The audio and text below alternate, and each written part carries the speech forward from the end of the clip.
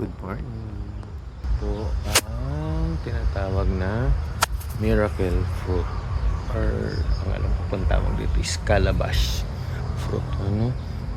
So yan, so laki kasi laki na po ng ulo, mas malaki pa sa ulo ko po yan. So yan po yung miracle fruit na tinatawag, or calabash fruit. Okay, so yan po siya.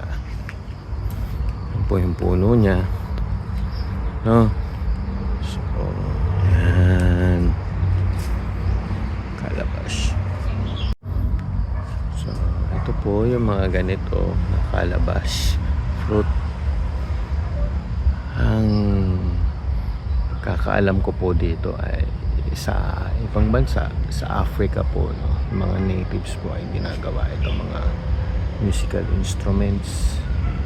So nagiging hollow po ito, ay nagiging hollow, or inaalis po nila yung laman nito, tapos ginagawa nilang musical instruments. So marami po yan dito.